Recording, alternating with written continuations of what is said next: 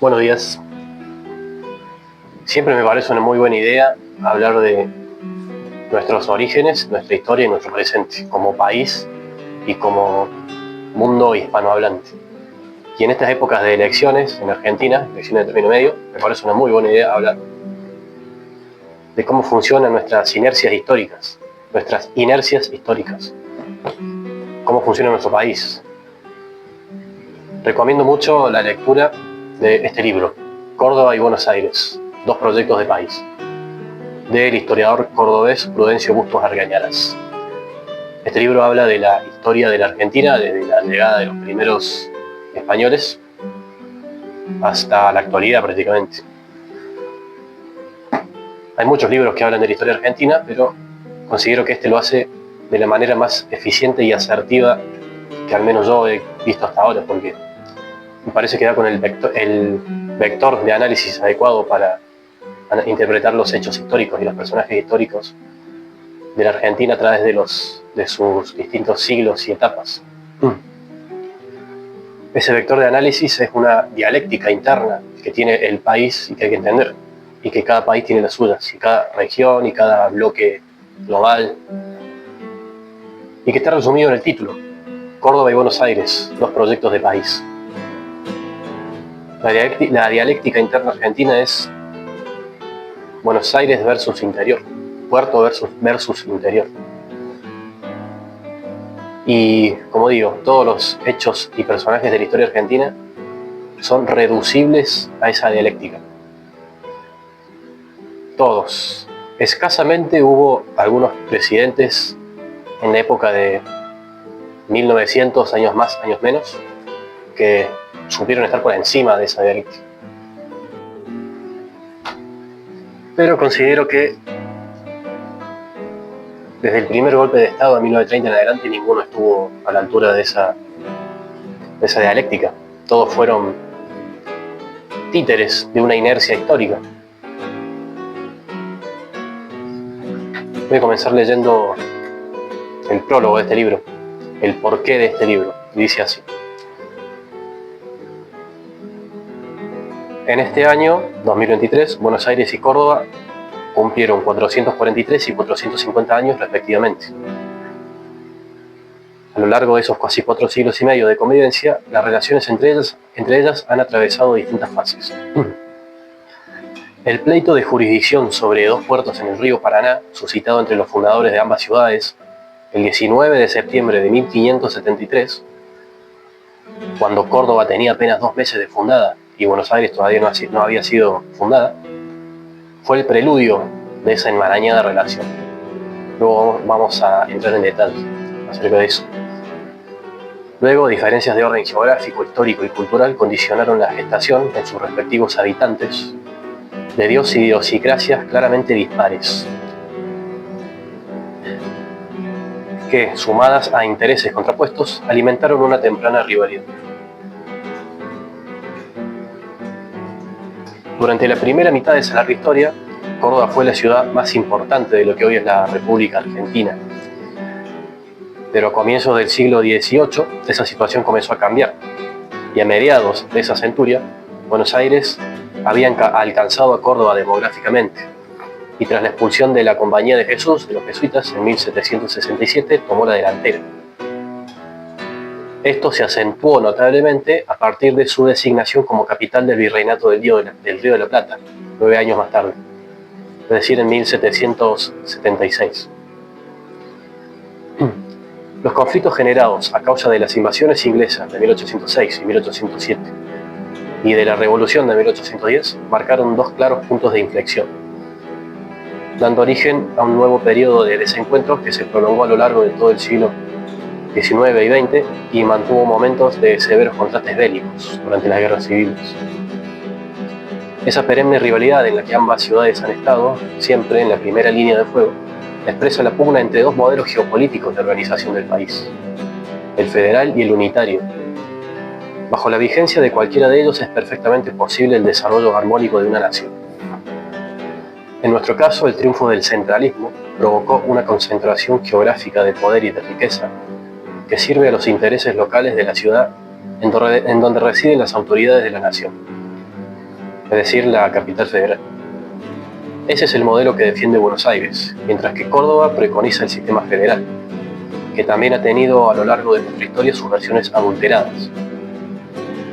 La Constitución de 1853, la Constitución de Alvear, había logrado consagrar un país federal de una manera genuina. Y mientras fuimos celosos observadores de los sabios principios consagrados en ella, el conflicto, Buenos Aires versus Córdoba o Puerto versus Interior, se mantuvo en términos de competencia respetuosa, pero a partir de 1861, cuando un nuevo complot sedicioso de Buenos Aires marcó el comienzo de los golpes de Estado, que interrumpieron su vigencia, el avance del centralismo devino incontenible. Como consecuencia de ello, el desequilibrio regional alcanzó niveles escabrosos, y la controversia entre ambos modelos se vio exacerbada y en ocasiones volvió a tornarse violenta. Es decir, desde Buenos Aires siempre vino la división, los golpes de Estado. Desde antes del siglo XX y después también. Antes de continuar con el primer capítulo, voy a leer unas reflexiones que nos van a acomodar las ideas un poco para abordar el libro. Es una especie de ensayo que se llama La dialéctica interna argentina. Y es para ir yendo desde lo general a lo particular. Empiezo. Al disolverse un imperio, sobre todo un imperio global, se liberan en los distintos territorios tensiones internas que habían estado anuladas por la maquinaria imperial, que hasta entonces había conseguido encorsetar a todo ese entretejido geopolítico histórico dentro de una legislación sostenida por un marco moral ideológico, y todo esto a su vez sostenido por las armas y el ejercicio de la coerción. Al desaparecer esta estructura, estas tensiones internas surgen con vigor renovado. Pensemos en lo que pasó en Argentina a partir de 1810. A estas tensiones, que son geopolítico-históricas, las llamaremos dialécticas, es decir, luchas entre dos polos, cada uno con sus razones y con sus recursos para imponerlos. El recurso finalmente es la violencia, la guerra y la conspiración. De eso sabe mucho Mitre. Cada territorio del extinto imperio tiene las suyas, sus propias dialécticas. Unas son tan antiguas que se remontan hasta el origen mismo del imperio. Otras surgen en el tumulto de sus últimos estertores. Hay dialécticas cuya escala es la del mismo imperio, como las que se dieran entre el Imperio Romano de Occidente y el Oriente durante las invasiones bárbaras. Luego, reduciendo la escala, van apareciendo dialécticas regionales, territoriales, urbanas, y así podríamos llegar hasta las dialécticas internas de un individuo que está atravesando esas circunstancias históricas. Pero nuestro margen escalar va a abarcar desde lo global imperial hasta lo territorial estatal. Bien, en el desarrollo y dinámica de estas dialécticas surgen nuevas realidades políticas, que son estados no imperiales y que suelen ser notoriamente vulnerables, ya que están a merced de otros imperios y de sus propias disfuncionalidades y precariedades internas, resultantes de dialécticas mal resueltas. Es decir, que suelen ser estados fallidos, y habría que ver hasta qué punto no son en realidad territorios feudales. Y acá podemos pensar en la Argentina de la primera mitad del siglo XIX, pero también podemos pensar en Estados Unidos, no se crean que lo tuvieron fácil. Hablemos de dialécticas. Voy a comenzar por una escala de dialéctica, por una dialéctica de escala global. Cristianismo versus Islam. ¿Y por qué? Porque esta dialéctica dio lugar a la circunnavegación del globo, ni más ni menos, a la conexión del mundo y al descubrimiento de América, naturalmente. Esto fue así porque, en resumidas cuentas, los reyes católicos, digamos de España, buscaban anular al imperio global musulmán, descubriendo su retaguardia, sea para atacarlos por detrás y recuperar Jerusalén, idealmente, o simplemente para comerciar burlando el planetario peaje que significaba aquel imperio aposentado ni más ni menos que en la ruta de la seda, que era la ruta planetaria en ese entonces. Hasta que el imperio español circunnavegó el globo y liberó las rutas comerciales. Anuló así el monopolio del comercio planetario por parte de aquel imperio global musulmán, que era una aduana del mundo. Y lo venía haciendo incluso desde antes, desde la época del Imperio Romano. Los partos no dejaban que Roma y China se comuniquen. Pero bueno, no nos vayamos del tema. Prosigo luego con una dialéctica de escala regional. Europa versus España. España versus Europa. Pensamiento ilustrado versus pensamiento barroco. Centralismo etnocentrista anglo-galo-germano versus universalismo humanista hispano-latino-greco.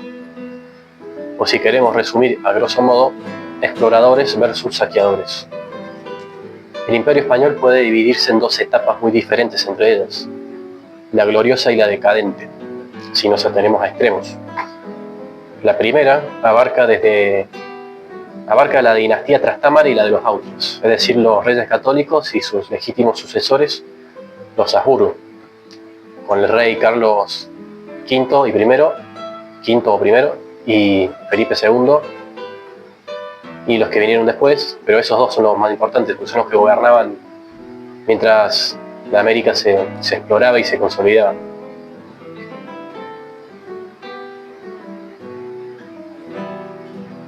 La segunda etapa es la de la dinastía borbona, los Borbones, que gobiernan hasta el día de hoy. Los Borbones son provenientes geográfica e ideológicamente de Francia, es decir, son europeos, y son afrancesados y afrancesantes. Es sabido que con la llegada de esta nueva dinastía comienza la contaminación de las élites hispanas, porque parecía que el Imperio Español era demasiado mundo para esta gente que venía de Europa, intelectualmente hablando, y por lo tanto descendían de bárbaros, y lo eran aún. Por lo tanto, el centralismo era una forma de mantenerse aislados del mundo, pero dentro de un imperio global que heredaron fraudulentamente. El centralismo era su forma de gobierno y también posiblemente su única forma de gobierno posible, no hubieran sido capaces de otra.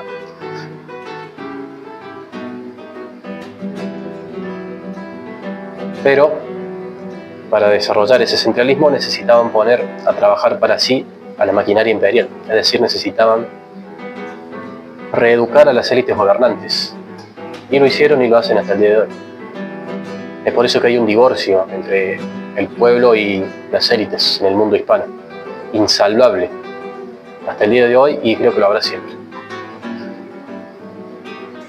Entonces, resumiendo, los Borbones llegan al poder hacia 1700, los consolidan hacia 1713, y hacia 1810 el Imperio Español ya no era un imperio global planetario con bastante autonomía de sus partes, sino que era más bien una red de puertos desde donde fluían caudales hacia el centro, hacia Europa.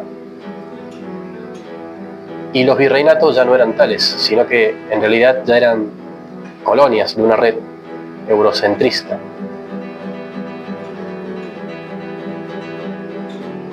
Una colonia de los Borbones, no tanto de España. De hecho, la península ibérica también a su manera era y es una colonia de las élites gobernantes que gobiernan en España.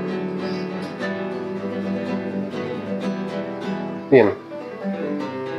Ahora, descendiendo a la escala territorial, específicamente al Virreinato del Río de la Plata, la dialéctica propia de la Argentina es puerto versus interior. Es decir, es nuestra propia dialéctica de puertos versus interior que se dio con la llegada de los Borbones en todo el imperio. ¿Por qué? Porque desde los puertos se pone al interior al servicio del centro, que es, bueno, en su tiempo era Madrid. Los puertos se consideraban pequeñas Madrid, Buenos Aires se consideraba una pequeña Madrid y Madrid se consideraba una pequeña París, básicamente. Hoy en día cualquier porteño se identifica más con París que con cualquier otra cosa del mundo. Entonces la dialéctica propia argentina es puerto versus interior, Buenos Aires versus Córdoba del Tucumán, centralismo versus federalismo. Ahora, ya adentrándonos en el primer capítulo de este libro, hay indicios de esta tensión dialéctica desde los albores del imperio. Y a continuación hablaremos de él. Ante todo, recordemos que debido al Tratado de Tordesillas de 1494, España no tenía franco acceso a Sudamérica desde el Océano Atlántico. Es decir, que para llegar a lo que hoy es Argentina había que ir hasta Panamá, cruzar el Istmo, reembarcarse en el Pacífico, bajar, cruzar la cordillera o bajar por el Perú. Una locura. Existía por eso la necesidad de hallar una vía de acceso desde el Atlántico.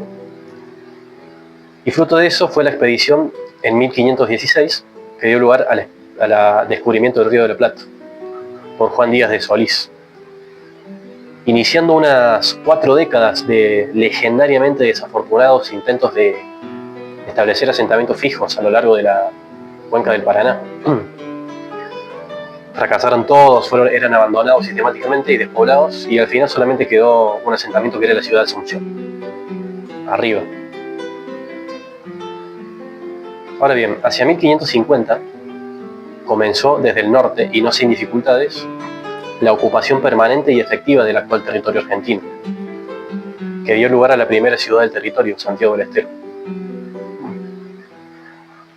Mientras que paralelamente se estaba intentando poblar y asentar puertos y ciudades en la cuenca del Paraná y no se conseguía, y finalmente solamente quedó Asunción.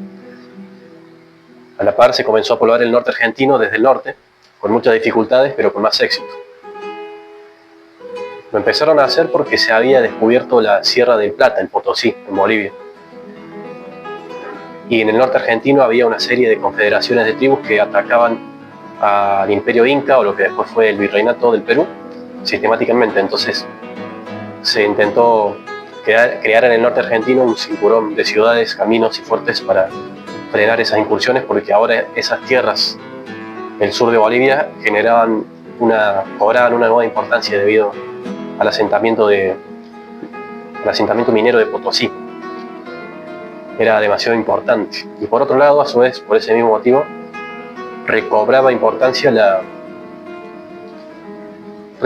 urgencia, digamos, la importancia de conectar el Alto Perú con el Atlántico, de conectar de una vez por todas Alto Perú, Chile, región de Córdoba del Tucumán, Buenos Aires, España, Panamá, y bueno, cerrar la red de caminos, cerrar el círculo de una vez por todas. Bien, entonces tenemos que hacia 1550 comienza a poblarse el norte del territorio argentino. La parte de la cuenca del Paraná seguía intentando poblarse sin grandes resultados. Y hacia 1563 fue creada la gobernación del Tucumán, que abarcaba todo el actual noroeste de la Argentina. Y su primer gobernador, Francisco de Aguirre,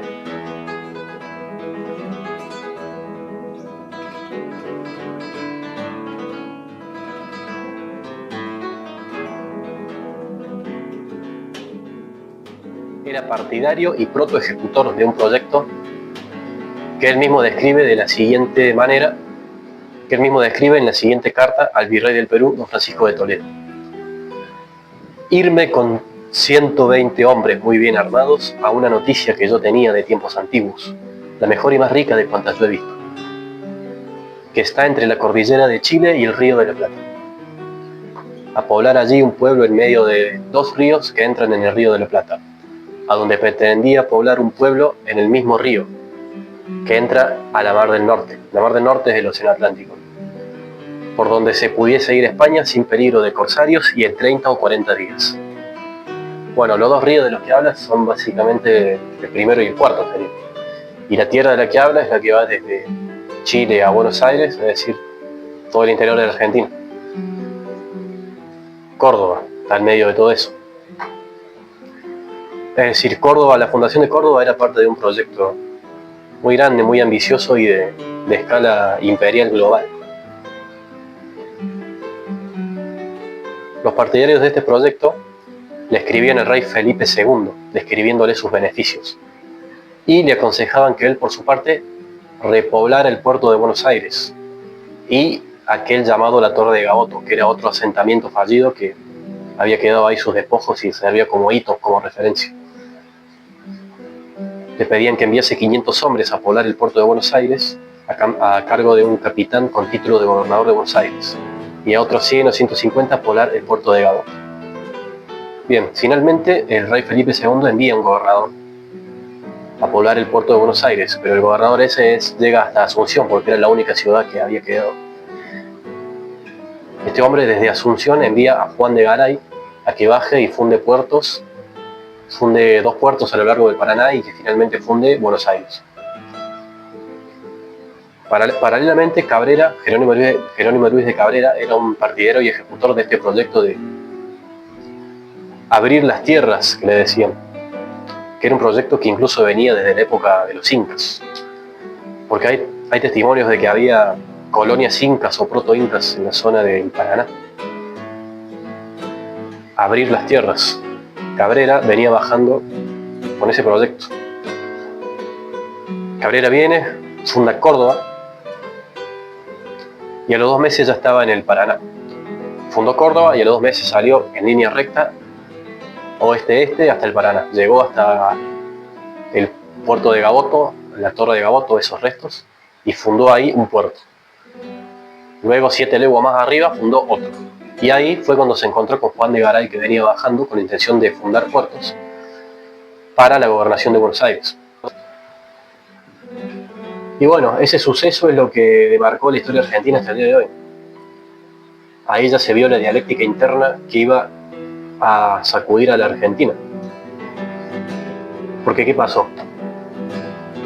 Juan de Garay venía desde Asunción bajando con la orden del gobernador de Buenos Aires de fundar 2 puertos y una ciudad con salida al mar, o sea, de fundar Buenos Aires y 2 puertos intermedios. Y Jerónimo Luis de Cabrera venía desde el oeste, desde Córdoba, con la misma intención. Jerónimo Luis de Cabrera llega a la Torre de Gaboto, que eran los restos de un intento fallido de asentamiento, que se usaba como hito, como referencia, y funda un puerto. Sube 7 leguas más arriba y funda otro. Y ahí es cuando se encuentra con Juan de Garay, que venía bajando, y que Juan de Garay estaba siendo asediado por unos indios que lo tenían rodeado por tierra y por mar. Cuando llega Jerónimo Luis de Cabrera, con sus tropillas, los indios se dispersan y Juan de Garay pudo salvar su vida, básicamente. Ahora bien, este encuentro, en un primer momento, no parecía que fuera a dar problemas, porque Jerónimo Luis de Cabrera le dijo a Juan de Garay que cejara en sus intentos de fundar pueblos y de conquistar tierras e indios en esa jurisdicción que era la de Córdoba, la jurisdicción de toda la costa oeste del Paraná y de ahí hasta Chile. Y Juan de Garay le dijo que sí, que estaba de acuerdo, y juntos participaron de las ceremonias de fundación de estos 2 puertos. Y después se fue cada uno de vuelta, ¿no? Dejaron ahí los mojones fundacionales y alguna guarnición de hombres quizás, pero no fueron poblados todavía esos puertos. Eso venía inmediatamente después. Lo que pasó es que Juan de Garay volvió a Asunción, habló con el gobernador y el gobernador le dijo que no, que se volviera y que fundara esos puertos, que usurpara esos puertos, que los poblara él esos puertos para la gobernación del Plata, de Buenos Aires. Y así Córdoba y Tucumán, Córdoba, perdieron el usufructo de sus puertos sin haber siquiera llegado a usarlos. No cejaron nunca en sus reclamos. Designaron representantes para enviar a las sedes de la autoridad en esa época, que estaban en el Alto Perú o en Bolivia, en la audiencia de los Charcos. Y esos representantes tenían una serie de misiones, digamos, que por acá, ya adentrándonos en el primer capítulo de este libro, las menciona. Dice: el Cabildo de Córdoba nombró el 4 de marzo de 1574 apoderados ante la Real Audiencia de los Charcas, quienes partieron al Alto Perú con documentos que incluían el reclamo que Cabrera hiciera a Juan de Garay. Este reclamo estaba perfectamente asentado porque estas expediciones llevaban consigo escribanos. Según sus instrucciones, debían solicitar a la audiencia la confirmación de los términos fijados a la ciudad por el fundador. Los límites de Córdoba llegaban hasta el Paraná. Pero todas estas diligencias no consiguieron otro efecto que su repulsa, porque pasando Garay a la Real Audiencia de los Charcas, hicieron tanta fuerza a los ministros de aquel Senado que dieron la sentencia a su favor. Es decir, el gobernador de Buenos Aires, Juan de Garay, también nombraron a sus representantes y, maniobraron mejor, pujaron más, tenían mejores contactos. Lo que pasa es que todo había partido de un problema muy propio de la época, que era la diferencia de la distancia de las comunicaciones, porque el rey Felipe II había nombrado al gobernador de Buenos Aires, que llevó esta asunción, y le había, en la carta, digamos, de su nombración, le daba toda la cuenca del Paraná. Pero claro, en la cuenca del Paraná, desde la orilla este hacia allá, la orilla oeste para acá hasta Chile, era jurisdicción de Córdoba. Pero bueno, cosas así pasaron en todo el imperio en esa época. Córdoba perdió, en definitiva, sus puertos sin haber llegado a usarlos.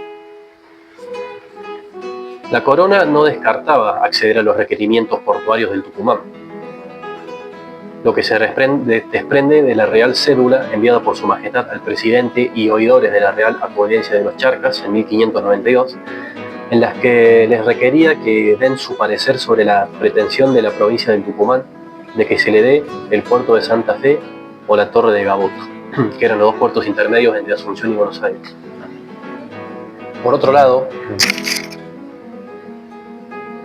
en 1593, el virrey del Perú en esa época era, creo que estaba el rey de España y después el virrey del Perú.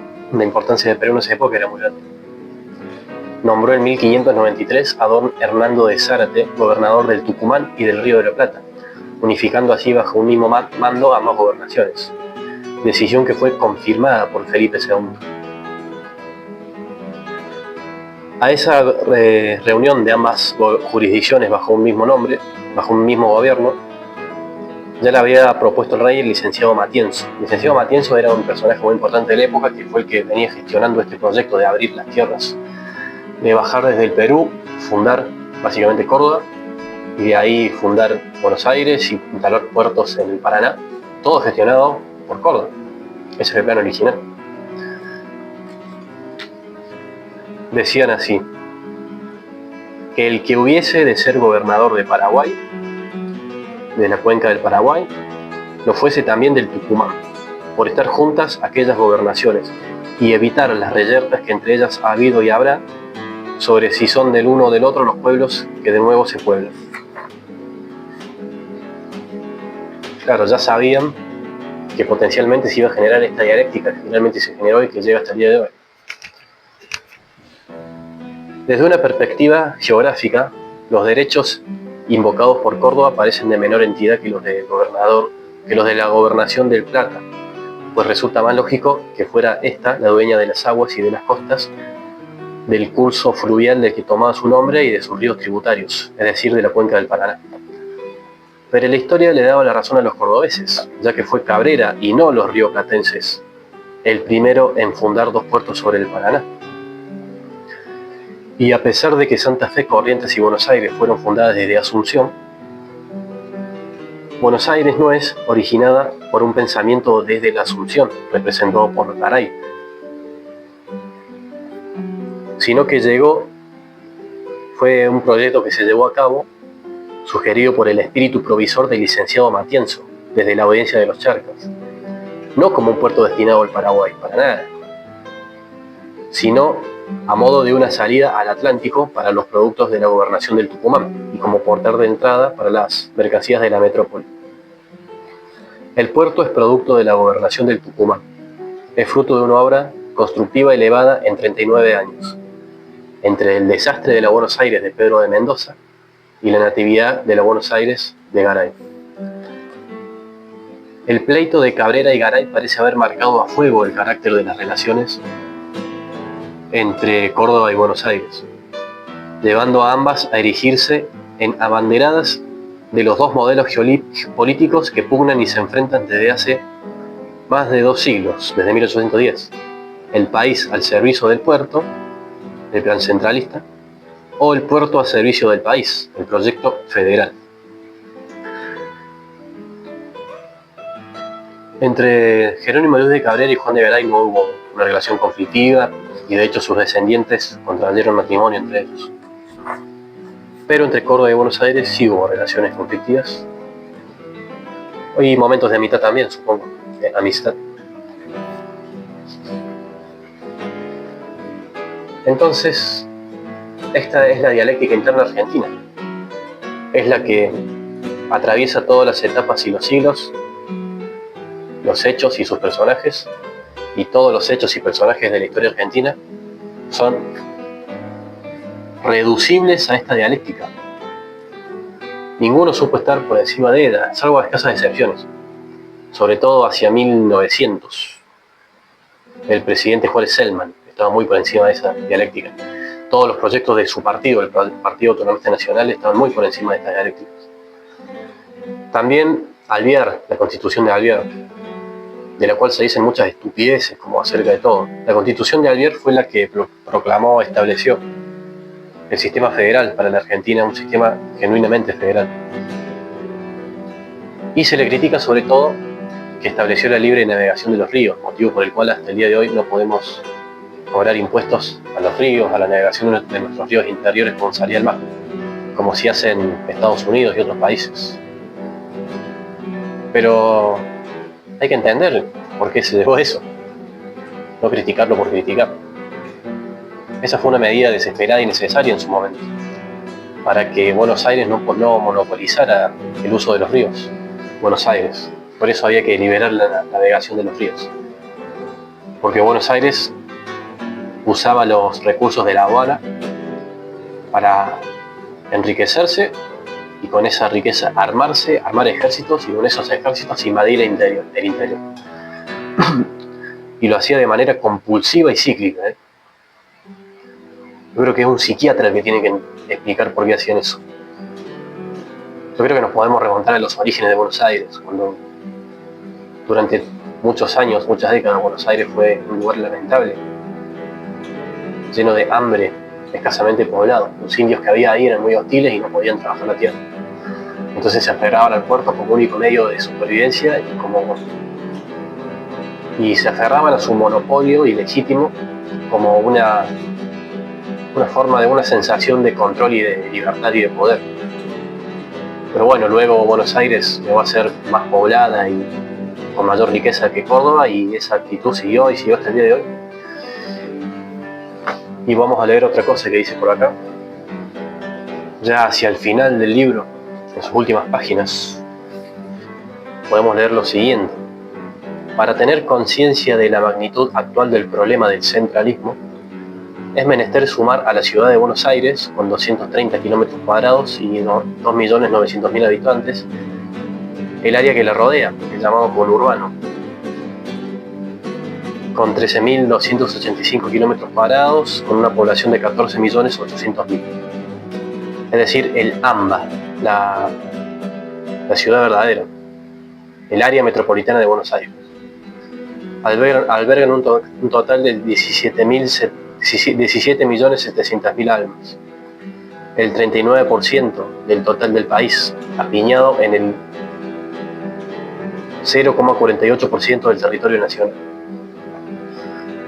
Tamaña deformidad demográfica es incompatible con un país armónico.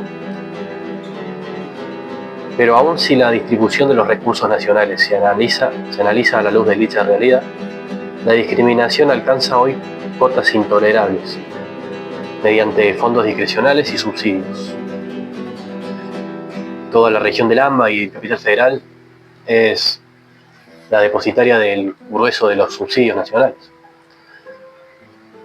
Quienes pretenden justificar estas desmesuras afirman que lo que Ciudad Autónoma de Buenos Aires recibe en concepto de coparticipación es menos de lo que le respondería de acuerdo a su incidencia en el PBI nacional, que es de un 17%.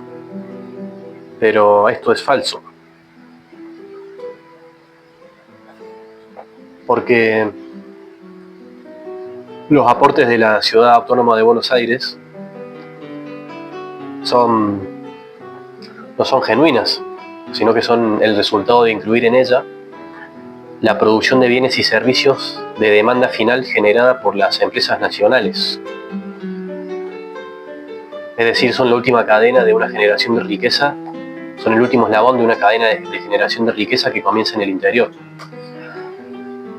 Pero aun cuando fuera real que la Ciudad Autónoma de Buenos Aires genera toda la riqueza que dice generar, esto sería producto en realidad de muchos años de haber venido gozando de fraudulentos e injustos beneficios que la han enriquecido. Por lo que pretender que por esa razón debería recibir más coparticipación equivale a usar un argumento de flagrante injusticia, que es, como es la ciudad más rica, gracias a un sistema perverso que la hizo rica, merece recibir más en el reparto. Es el centralismo como excusa para aumentar el centralismo. Respecto a la provincia de Buenos Aires con el resto del país, la asimetría demográfica es aún más grave, pues con el 11% de la superficie del país concentra más del 40% de su población y casi quintuplica la de Córdoba, que es la que le sigue. En el resto del mundo no existe semejante disproporcionalidad. Hay un índice llamado índice de hipertrofia federal, que se obtiene multiplicando el porcentaje de población de la provincia más populosa de un país por el porcentaje de población, por la cantidad de provincias que tiene ese país, y lo dividen por 100. Ese ranking va desde un modesto 1,75 en Flandes, Bélgica, a un monstruoso 9,35 para el caso de la Argentina.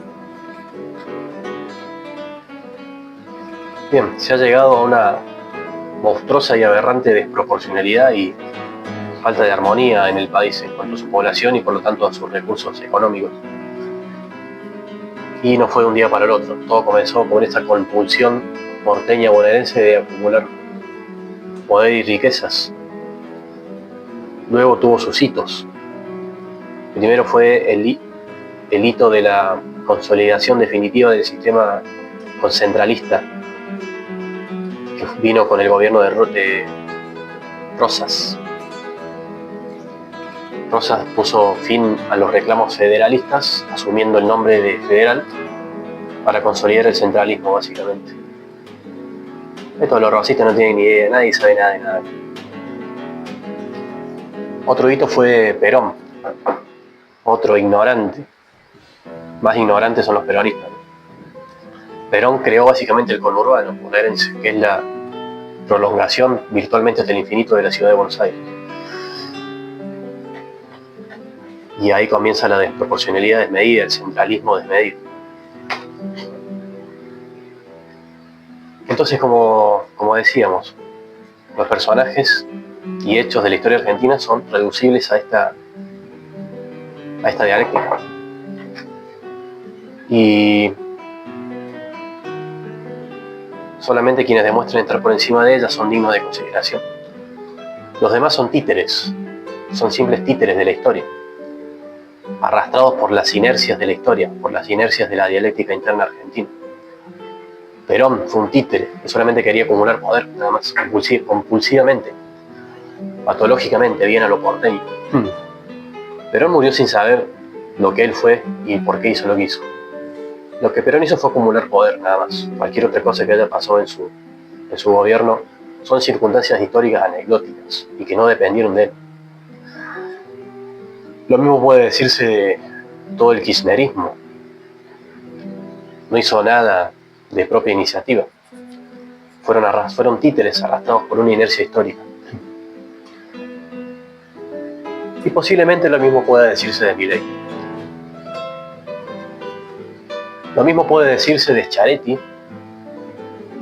tan propiciador de la obra pública en Córdoba, pero Schiaretti jamás hizo ningún reclamo a esta desproporcionalidad, porque él en definitiva no es un cordobés, es un político y tiene sus propios códigos. Los políticos en Argentina tienen su propia ciudad, que es la ciudad de Buenos Aires, la capital federal, donde van y reciben influencias, contactos y luego vuelven a gobernar.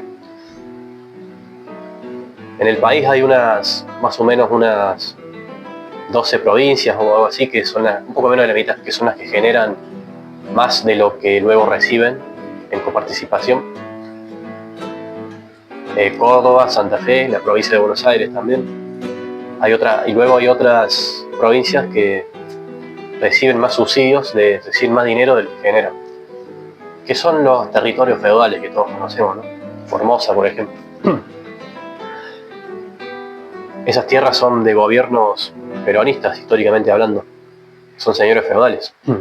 Desde la capital federal no les molesta desprenderse de un poco de dinero para subsidiar esas provincias a cambio de que sigan siendo territorios feudales.